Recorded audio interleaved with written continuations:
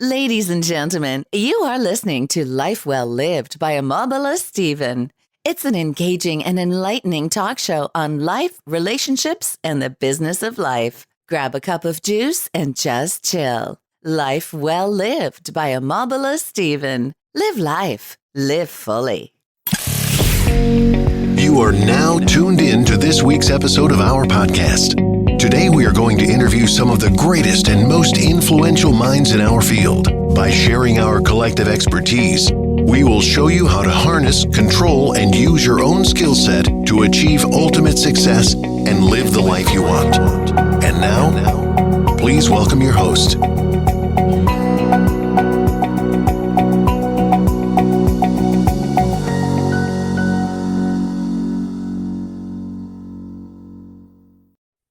Good to have you on Live Well Lived by Omobola Stephen. I'm the host, Omobola Stephen. On Live Well Lived, we just like to explore topics on the self-development and personal improvement because we come to realize the importance of embracing personal development and self-improvement along the course of our life.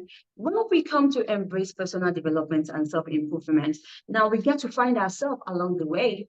And in finding ourselves, we come to realize there's so much innate possibilities that life offers for us if we don't give up. I know it's a constant effort, but I promise you, if you don't give up on personal development and self-improvement, you are going to really have the transformative life that you really want to have on this side of eternity.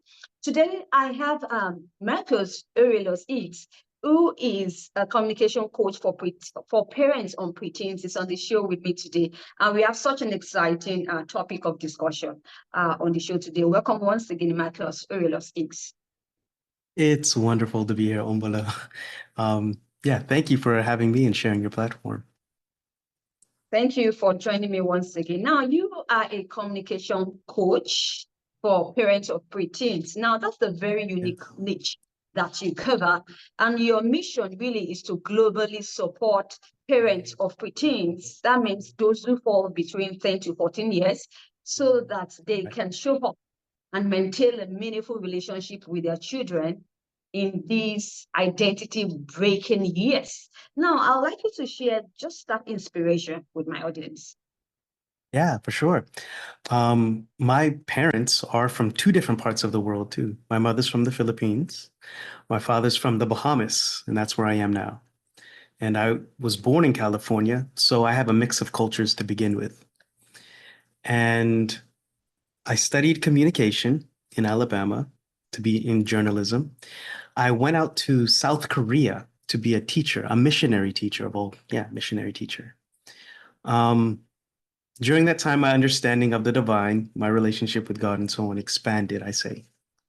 And I didn't want to be a missionary anymore, but I wanted to be a teacher still. So I went out to Saudi Arabia, went to Spain, went to Thailand, and I taught in all those places. And one thing that I was noticing is, like your subject is about personal development and growing, something that I noticed with all of those cultures and all those places was we are the stories we tell ourselves, and those stories are given to us in our formative years, during our preteen years. And the way in which we manage stress, how we handle stress, is because of the stories we tell ourselves. Now, I have a communication background, and I wanted to contribute to personal well-being and answer the problem about mental well-being. Yeah. And I decided to help parents because these are the types of people who I helped in the classroom. I helped their children, but I would have parent-teacher meetings and conversations. And now I'm back in the Bahamas with my aging parents, and I wanted to still help the community with coaching and with my services. So that's why I chose parents of preteens. All right. Now, really, is it about the stories that we tell ourselves or the stories that we hear from others? Hey, that's a good question, right? I say be mindful of the voice with which you speak to children, because in time, that is the voice with which they speak to themselves. So yeah, we hear these stories from other people, but then we start to tell them to ourselves. So it's both. The answer is yes to your question. But really, Marcus, you know that that's something that is quite challenging for every parent. You can help but to scold the children when it's necessary. You can help but to correct them when it's necessary. So how can you just strike the balance? Um, the word parent means to bring forth. So in my approach to parenting, I don't think we're there to put our identity or our control on them to control them. I think we create the environment for them to express themselves. Sometimes their behavior is not for their well-being, it's not for their good health or for the community's well-being, and we have to speak to that. Yeah, we don't just let them go wild. We have to bring forth greatness. So the balance there, you're right, there is a balance. Anytime there's stress in our transitions, when we're changing, that's when we learn the best lessons, or we learn who we are.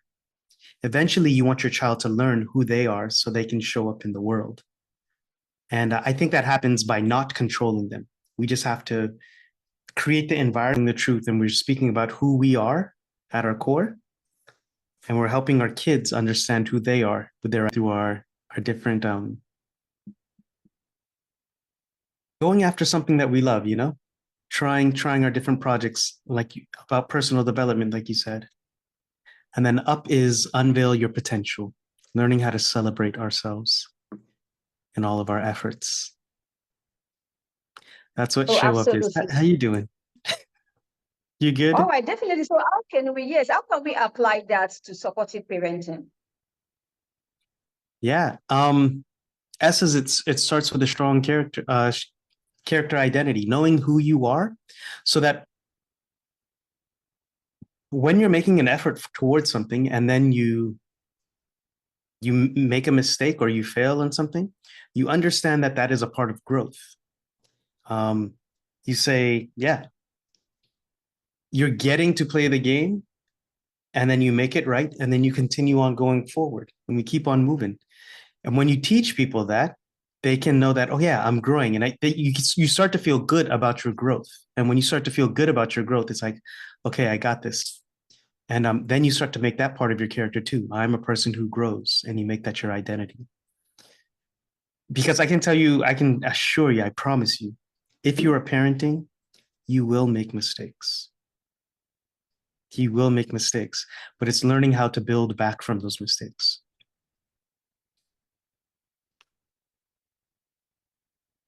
Yeah. Oh, actually, that's what I like to talk about. But really, because you also emphasize a you time for the teachers, right? But really, at this age and time where you are a busy mother or a busy father, how is it very possible to maintain a such a time as this? Is there any balance? I know it's going to be a struggle. Sure. Um, with maintaining you time, and just to explain what you time is, it's time where you check in with your child and they have your full undivided attention. Um, while they're transitioning into the independent, like teenage years, you're going to have brief conversations, brief moments. So you don't need to have these long, drawn out conversations, but those small pockets of time done regularly goes a long way. Sometimes we just shut down communication and we don't talk. And really, that sends the wrong message. You cannot not communicate. So even when you're not talking, you're sending a message. And probably your child is thinking about a message that is not necessarily true. They're misunderstanding. But with you time, let's say it's 5 minutes or 10 minutes, but done at a regular time. Maybe we walk around the block like twice a week, or maybe it is once a week. We on a Friday night, we sit down and we talk about what the child is going through. Thank you for that, Marcus. All right, now, so now from conflicts to collaboration, can we talk on the autonomy and supplementing and the effects that it has on parent and child dynamics? I touched on that just a little bit earlier when we were talking about hold space for collaboration. Like I said, kids are going to go through problems. All of us go through problems. This is life. Life is stressful, right? when we have stress, kids often think, what's wrong with me? As parents, as caregivers, as teachers, we have to communicate to them, nothing's wrong with you. Like life is lifing. And what happens is you're having a challenge over here. Let's think together to try to solve this challenge. Sometimes we don't have the space to think together with our child because we have our own problems going on. But let's not blame, shame, or complain towards our child, but let's turn towards the problem. And we listen to understand their understanding of the problem, their ideas. Then we help support them while they go try to solve their problems. Yeah, that's autonomy, supportive parenting. You're helping them solve their own problems in support of them. The way it makes it different is you as a parent, you are sure, like you are stable, you are regulated, and you're honoring the wisdom inside your child, and that's how you bring it forth. Because in life, we want to be we want to be independent. Yeah, we want to be autonomous. I can't say the word now. We want to know that we run our own, we control our own selves, self-directed, self-determined. In order to reach that, parents, we what we call scaffold. They try, we come up a little bit to help them. They try, come up a little bit to help them. And the whole idea is eventually they'll be here independent, but they can help us back and be interdependent. And Marcus, but you really, when it comes to these teenage years, there's always this identity crisis. You know that because we've been there, we've done that. So you term the word identity discovery moment. Can you tell a bit about that? Sure. Life is about answering the question, who are you? And there are moments in our lives when it's just like, oh, that's what I notice about my character, right? We call it epiphanies. I call it identity discovering moments when you realize, oh, that's who I am. And that's a good feeling, right? Every time when you go through something and you're like, oh, I'm gaining a bit more understanding about me. When we have you time, we can bring our child's awareness to themselves and say, hey, this is what I see because, and then we give them evidence and examples. When you can start to do that regularly, your child will start to find evidence and examples of who they are in this world. And that's how they start to form their identity. Yeah. So in other words, you are telling us that we should try and give these kids a you time. They should have a time for themselves. Well, they will find time for themselves. You time, though, also means this is time with the parent. It's a small bit of time, little bit of time. The parent spends time with them also. Because contrary to what people really believe, kids do want to still have a connection and relationship with their parents. They really do. They also want to be independent. So they are going to do independence. But what you time means, this time is specifically for you. Yeah. Think about it like this. You make time for the relationships you care about. If you have if you believe in a higher power or creator, at the beginning of the day and the end of the day, you pray and you bookend your days. If you have a partner, you have date night. But you time, it's like a special set aside time for your child. Marcus, with all the experience that I've gathered with some few parents, it's really tough getting through this process because at this age and time of these teenagers, they want to bottle up so many things and they are not oftentimes comfortable around their parents. So what will you say to this kind of situation? Yeah. Trust is built over time. Trust is built over time. And that's why I work with parents of preteens, because if you do it at the preteen level, you can lay that foundation of trust. Now, if you're in the middle of the teenage years and already the relationships are breaking down, I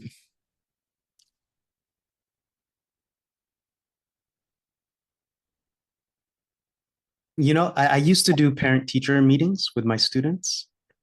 And when the parent, remember, we are the parent or the adult, so we set the tone. We create the context of how we communicate. And every parent is different. Every child is different.